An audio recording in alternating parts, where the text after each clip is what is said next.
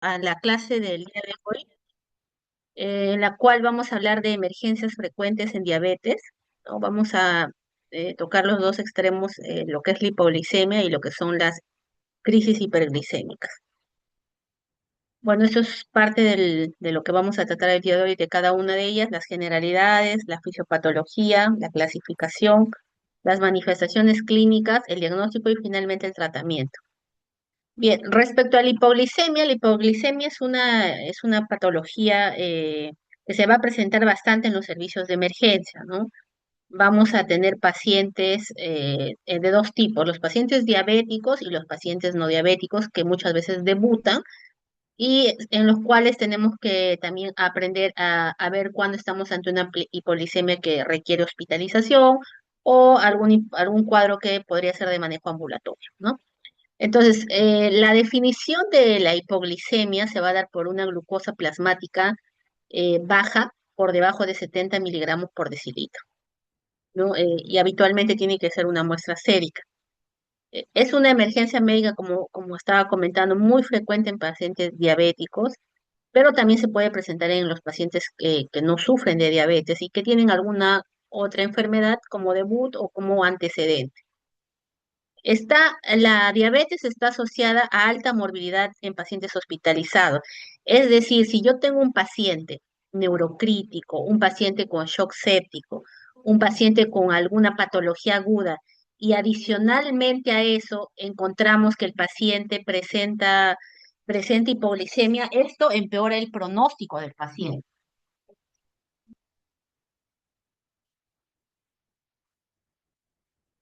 Bien, entonces es importante por eso y muchas de las guías clínicas nos habla de tener, digamos, un manejo más, o sea, no tan intensivo en el manejo de la glicemia en estos pacientes, sobre todo en los hospitalizados, sino ser un poquito más tolerante, es decir, tenerlos en valores menores a 180 sin llevarlos a valores por debajo de 120, ¿no? Para el caso de los diabéticos, justo para evitar la hipoglicemia.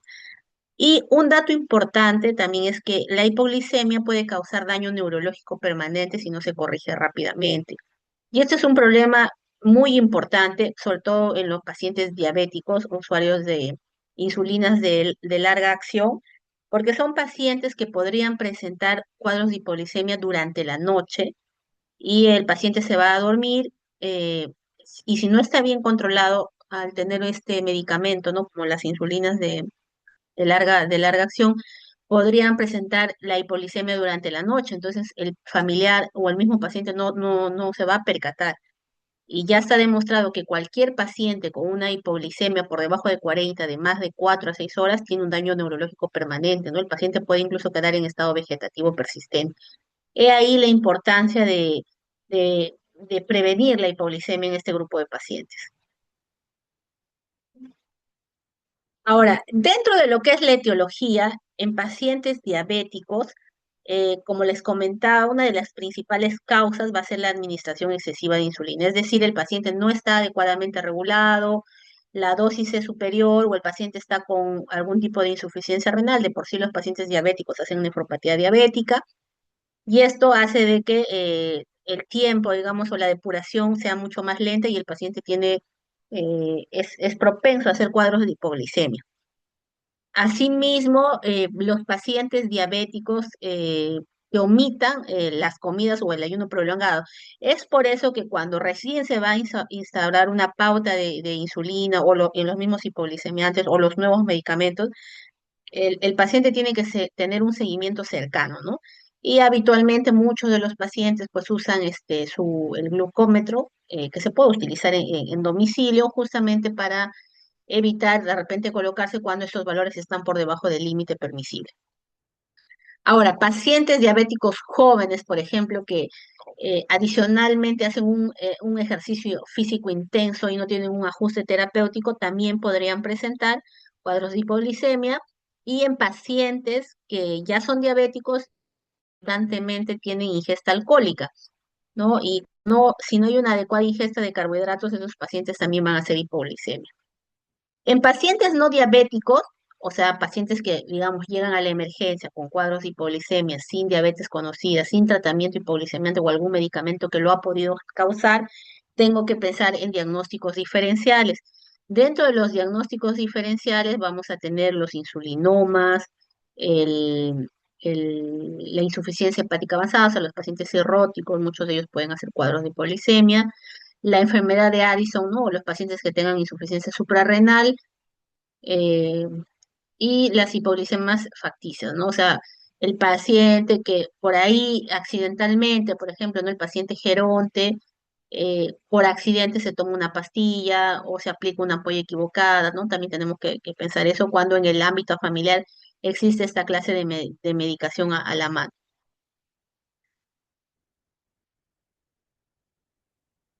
Bien, según la ADA, según la guía del 2024, la glucosa por debajo de 70 ya está definida como hipoglicemia y lo va a dividir en tres niveles, ¿no? Los niveles a nosotros nos sirven un poco para poder categorizar la prioridad de atención también de la hipoglicemia. En el nivel uno vamos a tener que la glucosa está por debajo de 70 y está pero por encima de 54 miligramos por decilitro.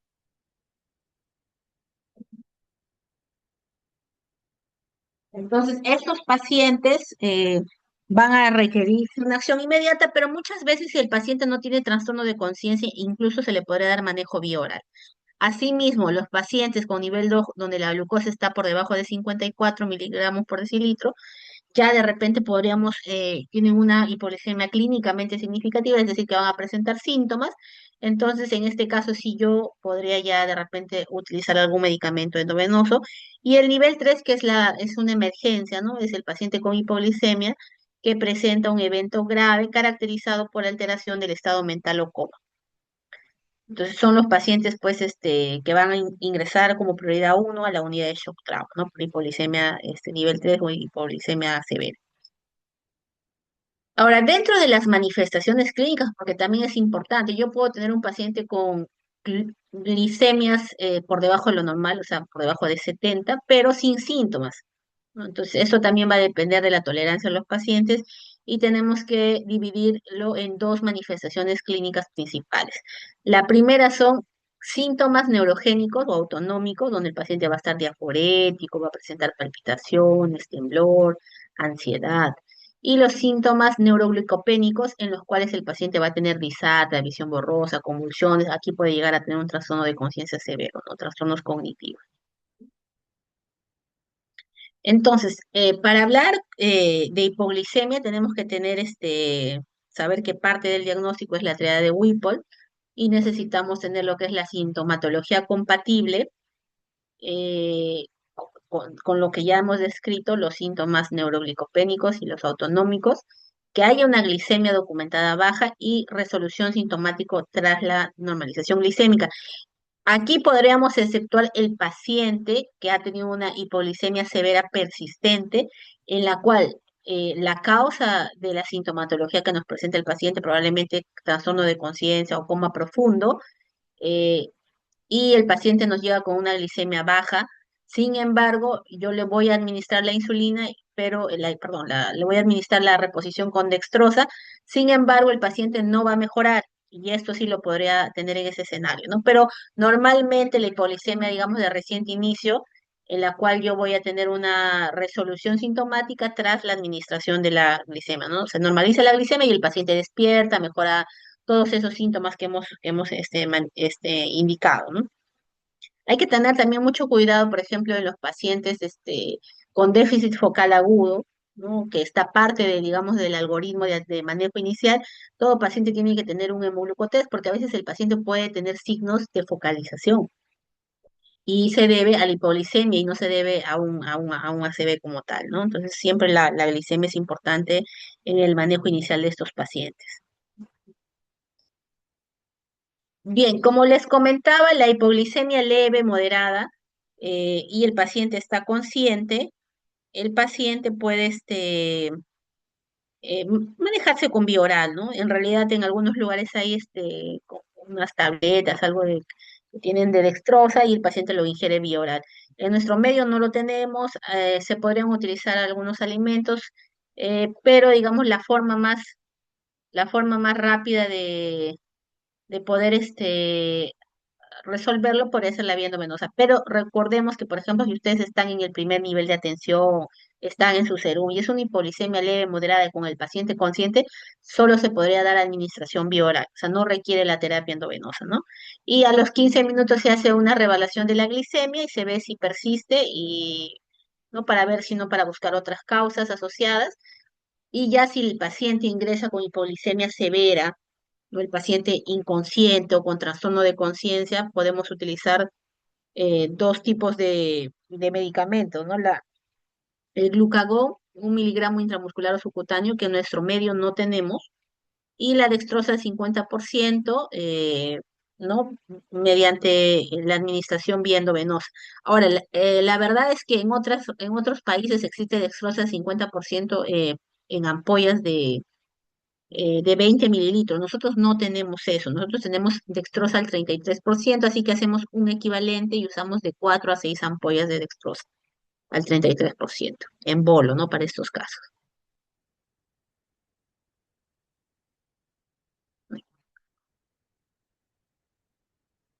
Bueno, ¿cuáles serían las complicaciones potenciales y más graves en estos pacientes? Uno es el daño neurológico irreversible en hipoglicemias prolongadas, lo que ya les he mencionado, ¿no? Entonces hay que tener mucho cuidado en esos pacientes por digamos, la complicación a largo plazo, la complicación que se establece con trastorno de conciencia persistente. Podría haber alteraciones arrítmicas, algunos tipos de arritmias por activación adrenérgica masiva, el riesgo incrementado de caídas, traumatismos y mortalidad. Eso sí puede ser frecuente, ¿no? Pónganse, tenemos pacientes diabéticos que pueden conducir, que pueden trabajar en zonas de altura, subir gradas, y en realidad la hipoglicemia pues puede generar un traumatismo como secundario, ¿no? Pero al final el traumatismo, o sea, la hipoglicemia, digamos, se puede manejar de forma más sencilla, pero si ya el paciente adicionalmente eso tiene una caída, un politrauma, pues su mortalidad se incrementa. Es por eso que es importante el control estricto en este tipo de pacientes, sobre todo si ya han tenido antecedentes de hipoglicemia con algún tratamiento previo. Bien, bueno, esto sería respecto a hipoglicemia. Si es que hubiera alguna pregunta, podrían hacer ahora sus preguntas antes de pasar al siguiente parte de la exposición, que va a ser cetoacidosis diabética y estado hiperosmolar hiperglicémico.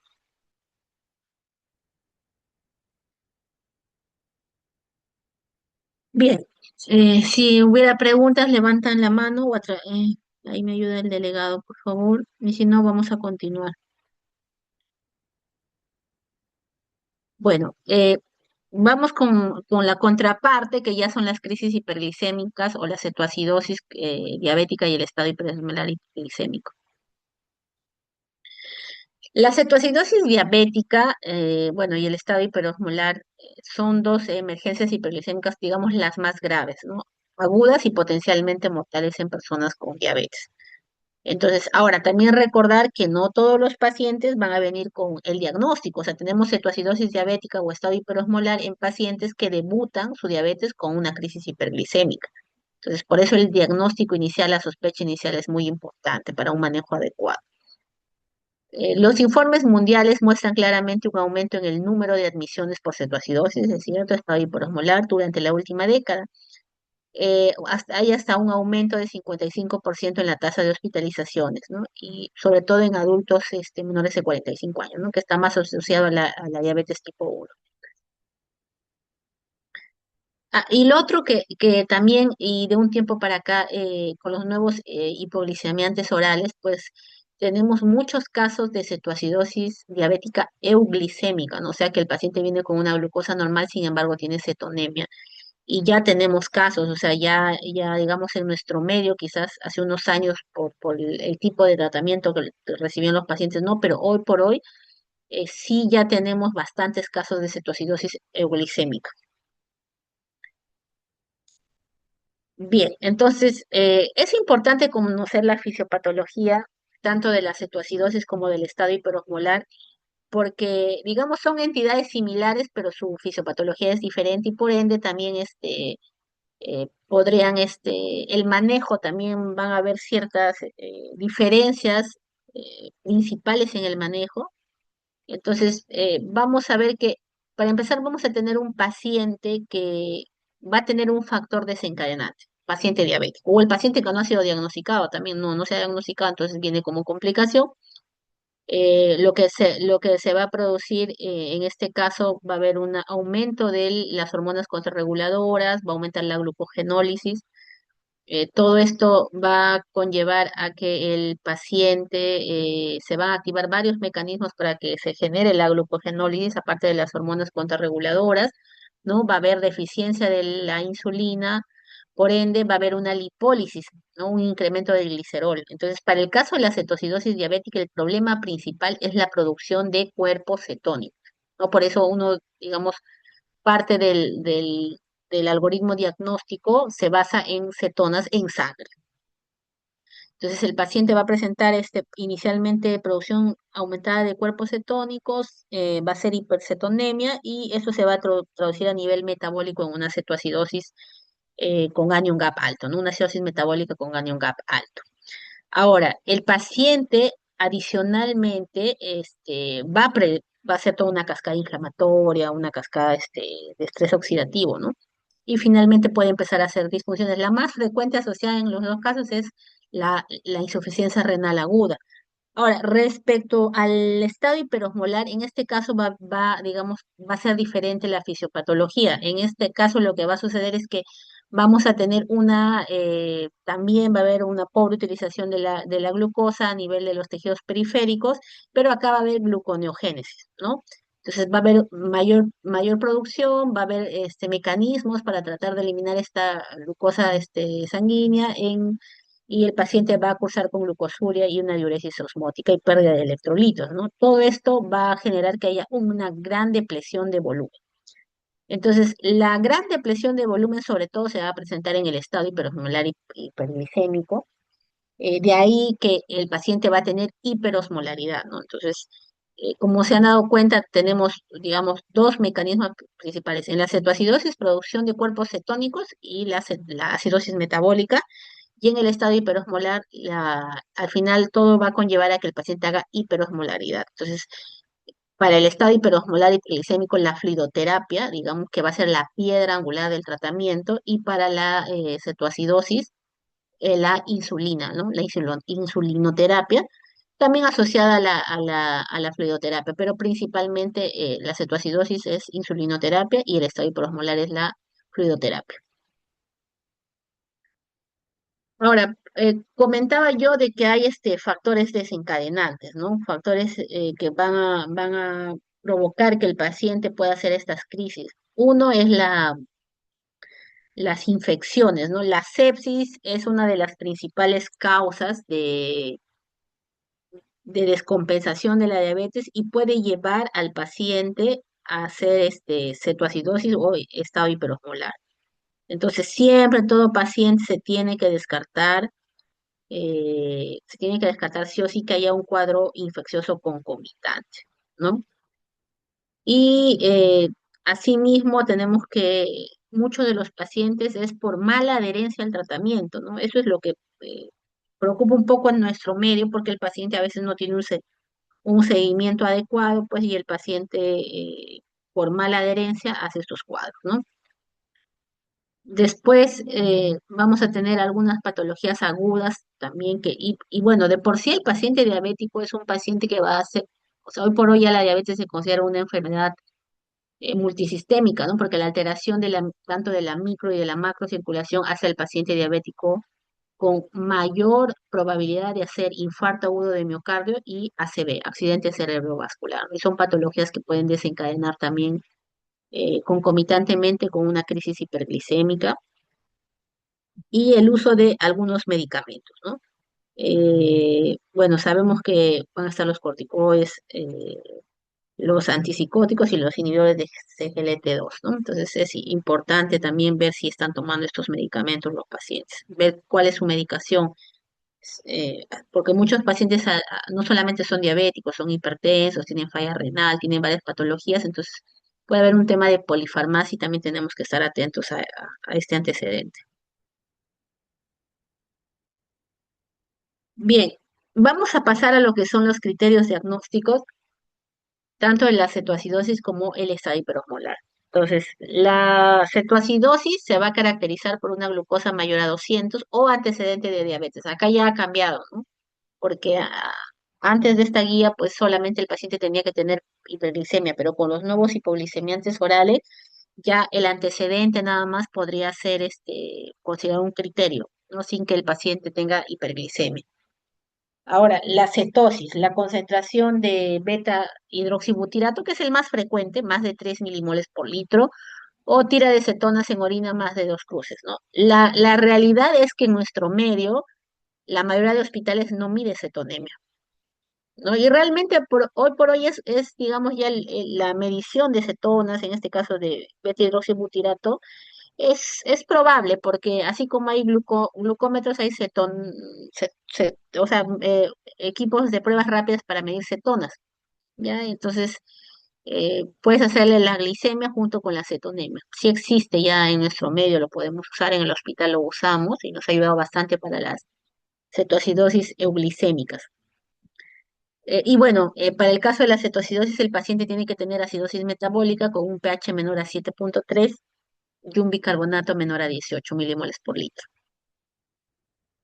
Ahora, respecto al estado hiperosmolar hiperglicémico, eh, uno de los criterios va a ser que el paciente tiene que tener una hiperglicemia por encima de 600, y el paciente va a tener que tener una osmolaridad sérica total, ¿no?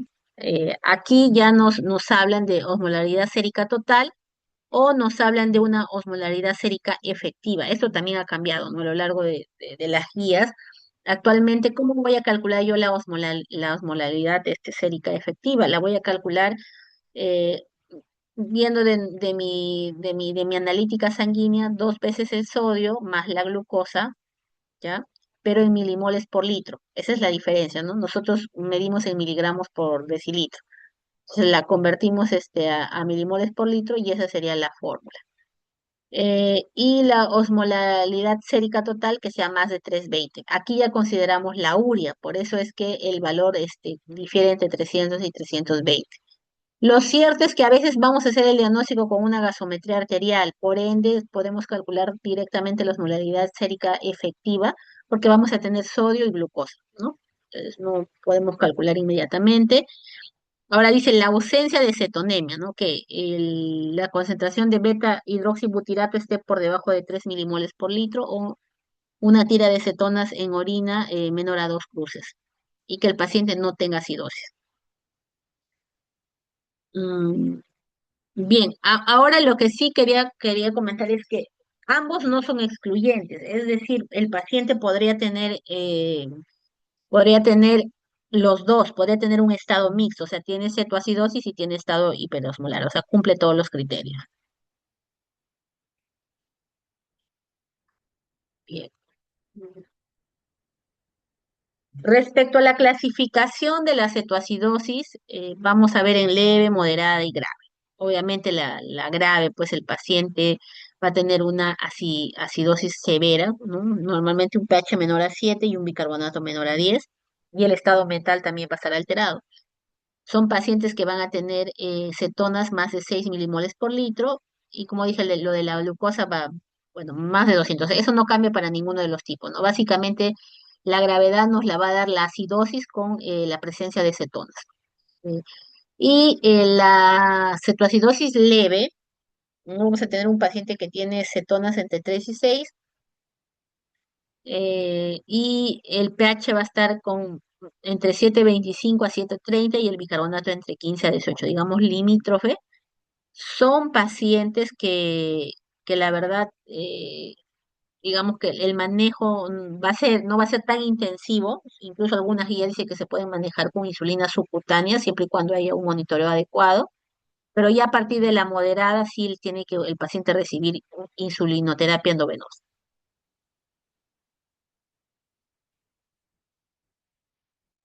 Ya, y bueno, respecto a las manifestaciones clínicas también nos podrían ayudar. La cetoacidosis, digamos, va a ser más aguda, eh, solamente en casos de severidad el paciente va a tener trastorno de conciencia. Ambos pueden tener poliuria, polidipsia, ¿no? Síntomas de diabetes. La cetoacidosis es una patología que se puede presentar concomitantemente con dolor abdominal, náuseas y vómitos, así que son manifestaciones frecuentes. Y bueno, la respiración de Kussmaul, la respiración acidótica que va a tener el paciente, ¿no? Que es un patognomónica cuando uno ve al paciente, hace una inspección, una ectoscopía. En cambio, el estado hiperosmolar se va a demorar, digamos, más tiempo, tiene un tiempo de evolución más lento. eh, Habitualmente presentan trastorno de conciencia, ¿no? Y bueno, se van a presentar junto a otras enfermedades agudas.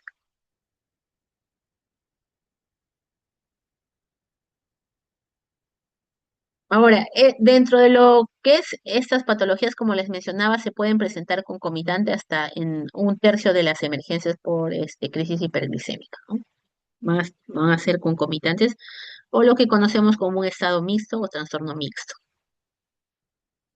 Ahora, definitivamente tenemos que tener un diagnóstico diferencial, ¿no? Aquí vamos a tener la acidosis láctica o el paciente que está con una hiperlactacidemia severa o secundario a un cuadro de shock séptico o la presencia de algún tóxico como el metanol o el etilenglicol y la insuficiencia renal aguda, ¿no? Pero generalmente a veces la insuficiencia renal aguda va a depender digamos, podría presentar una acidosis con anion gap alto, también con un anion gap normal. El tratamiento inicial vamos a empezar con reposición de fluidos, fluidoterapia, usar insulinoterapia, ver la corrección de los electrolitos, especialmente el potasio, el manejo del factor precipitante, ¿no? O sea, porque yo puedo tratar la cetoacidosis, pero si mi paciente está séptico, si ha tenido un IMA, si ha tenido un stroke, mientras yo no trate la causa de base, digamos, no voy a poder ayudar mucho al paciente, ¿no? No va a lograr salir de la cetoacidosis. Bien, respecto a lo que es la fluidoterapia, acá les presento dos de los cristaloides que quizás no han visto mucho, porque creo que el cloruro de sodio al 0,9%, solución salina, eh, mal llamadas suero fisiológico, porque no lo es, de hecho que su osmolaridad es mucho más alta, por ende no se considera muy fisiológico, pero sí, para el caso de las crisis hiperglicémicas, sí se recomienda utilizar en este caso soluciones balanceadas, ¿no? Podemos usar lactato Ringer, que es un, digamos, buen cristaloide que podríamos usar, y el plasmalide. El plasmalide es una solución balanceada, va a tener una osmolaridad bastante cercana al plasma y también un pH de 7,4, ¿no? Solo que son mucho más caras. Entonces, en nuestro medio no tenemos Plasma Light, pero sí tenemos Lactatorrip. Entonces, cuando recibimos al paciente, ¿cómo vamos a hacer la hidratación? Va a depender cómo esté el paciente. Si el paciente está en shock, se va a manejar como tal. O sea, le vamos a pasar reto de fluidos, ¿no? Eh, Gran parte de las guías nos hablan de cloruro al 0,9%. En realidad, porque el costo de un cloruro al 0,9% es muy inferior a estos dos que les estoy presentando, ¿no? El problema de los cristaloides es cuando nosotros utilizamos volúmenes grandes, el paciente puede hacer acidosis hiperclorémica, acidosis metabólica hiperclorémica. Entonces, el paciente, aparte de tener su acidosis metabólica anion gap alto, va a tener una acidosis metabólica anion gap normal por la hipercloremia, por la acidosis hiperclórica, que es bastante frecuente en los pacientes con fluidoterapia intensiva. Por eso, si se puede, se debería utilizar las soluciones balanceadas.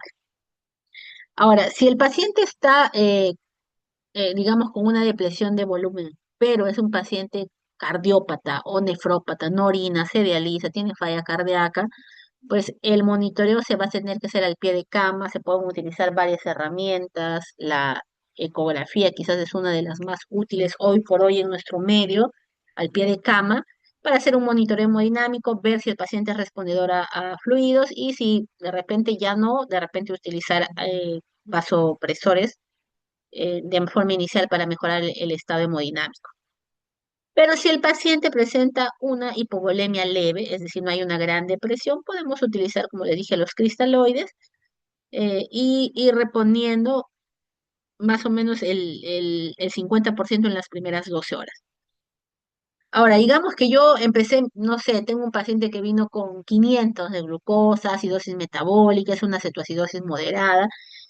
Yo arranco la insulinoterapia, arranco la fluidoterapia, pero va a llegar un momento en que la glucosa va a bajar. Entonces, recomiendan que cuando la glucosa está por debajo de 250, podemos agregar dextrosa al 5 o 10% en lugar del cloruro de sodio o cristaloide de sodio, ¿ya? Y si el paciente, en el caso de la cetoacidosis euglicémica, en ese caso vamos a, también cuando está por debajo de 200, vamos a utilizar dextrosa también, ¿no? Es importante utilizar para que justamente el paciente no haga hipoglicemia.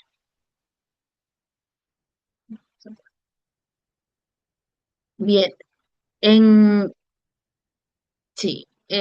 Ahora, si bien es cierto, aquí no he puesto que se va a poner con electrolitos, más adelante les voy a mencionar porque efectivamente se tienen que pasar con electrolitos, principalmente sodio, perdón, principalmente potasio, pero también podría ser magnesio, podría ser fósforo, ¿sí? Ahora, respecto a eh, al uso de la insulina, vamos a tener la insulina rápida o la insulina y la NPH, que son, digamos, las dos principales que se utilizan. Las guías ya mencionan que de acuerdo al nivel resolutivo y a nuestro tipo de hospital, al seguimiento, podremos utilizar insulina subcutánea, ¿no? Podemos utilizar bolos de 0,1 unidad por kilo cada hora o cada 2 horas, ¿no? Cuando se utiliza de forma subcutánea, es decir, no se utiliza en infusión, sino se pone cada hora o cada 2 horas. Y ya luego, igual, vamos a ir al algoritmo que cuando baja por debajo de 250 se puede ir reduciendo a la mitad la dosis de insulina.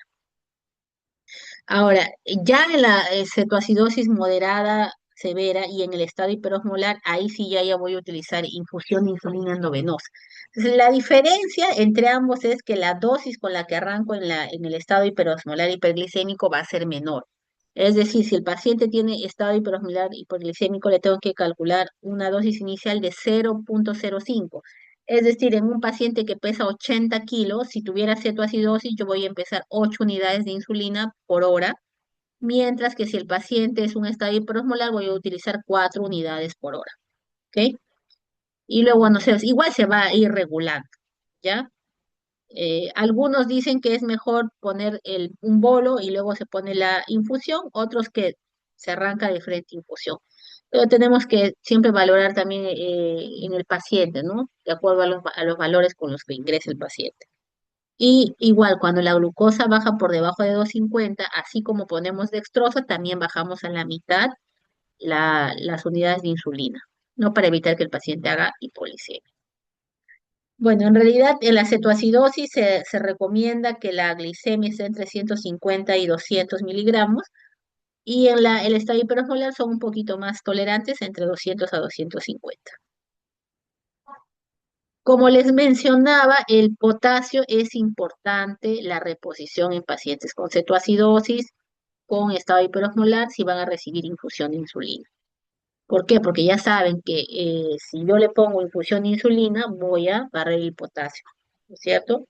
Ahí va a haber un ingreso celular del potasio y el paciente puede hacer hipocalemia, puede llegar a hacer hipocalemias severas.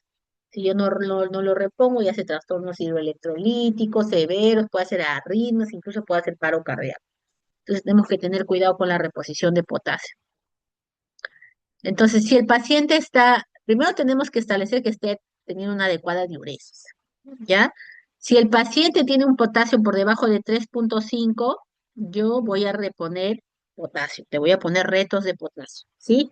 Para llevarlo al valor, digamos, entre 3,5 a 5. ¿Cómo se colocan los retos de potasio? Habitualmente una ampolla de cloruro de potasio al 20% con solución salina y eso lo voy a pasar por un catéter venoso central entre habitualmente en una hora, ¿no? Es el rango entre 45 minutos a una hora. Y si el potasio está normal, por cada litro de solución yo le voy a poner una ampolla de calio, ¿ok?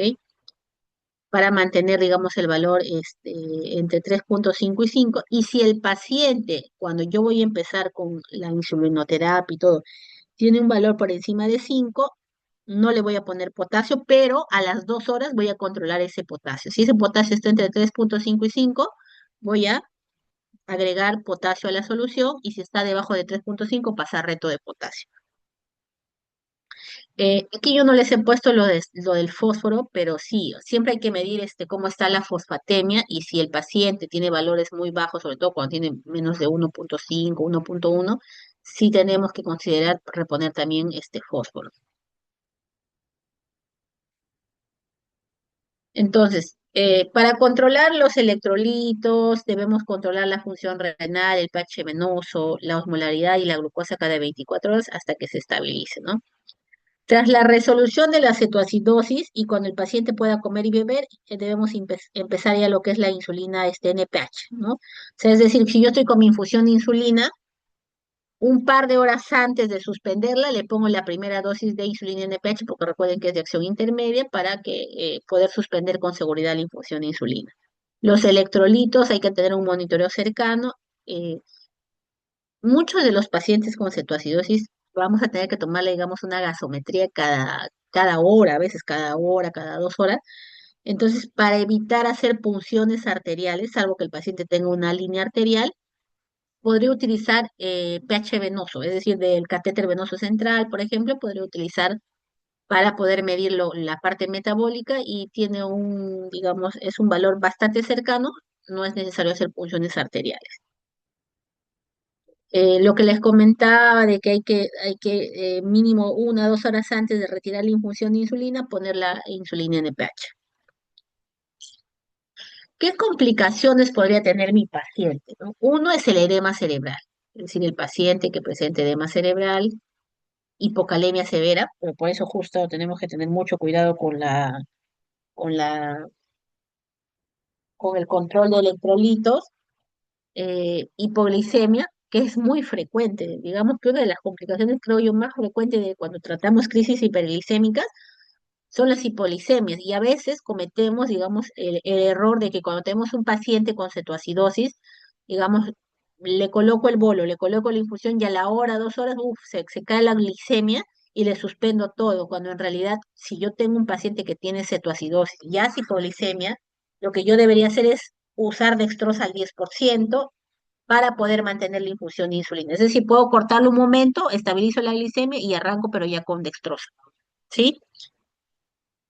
Bueno, estas son las fuentes de información, ¿no? El consenso de diabetes del año 2024, que es de donde se ha hecho principalmente la revisión. Si tuvieran alguna pregunta, chicos, podrían levantar la mano, si hay algún punto que de repente quisieran consultar. Doctora, sí, este, en el caso de la cetosis diabética, ¿cuándo podríamos dar bicarbonato en caso que haya o no hipercalemia? Sí que, bueno, excelente pregunta. Yo no he considerado el bicarbonato acá porque el uso del bicarbonato en la cetoacidosis diabética es cuestionable, ¿no? O sea, en realidad solo se indica que se debería colocar si el pH está por debajo de 7. O sea, un pH por debajo de 7, es decir, 6,90 y algo, ¿no? Es el único escenario y son realmente pacientes muy graves que incluso podrían evolucionar rápidamente y hacer una parada cardíaca y todo. Entonces, pero aquí viene el otro punto y es importante, y muchas veces en la práctica, a mis alumnos de práctica les hago practicar en el AGA mucho porque sí existe la cetoacidosis diabética concomitantemente con una acidosis metabólica anion abnormal. Y como digo, la más frecuente es la hipercloremia o la falla renal. Entonces uno trata y no mejora y no mejora y no mejora. Entonces tengo que realmente hacer todas las fórmulas y ver si solo es una acidosis metabólica con anion gap alto o aparte tiene una acidosis metabólica que tiene un anión abnormal, porque sí se puede presentar concomitante, solo que una tiene, digamos, predominancia sobre la otra. Y eso sí es importante porque para cetoacidosis el uso de bicarbonato es estrictamente cuando el pH está por debajo de 7, pero para los otros tipos de acidosis metabólica es cuando el pH está menor de 7,15. Entonces, por eso hay que hacer una evaluación. Si solo es cetoacidosis diabética, el tratamiento con fibroterapia, insulinoterapia nos lo va a demostrar en las siguientes horas porque el pH va a mejorar. Entonces, si la pregunta, digamos, sea estricta, ¿cuándo uso bicarbonato en pacientes con cetoacidosis? Cuando el pH está por debajo de 7. Esa sería la respuesta. ¿Alguna otra pregunta?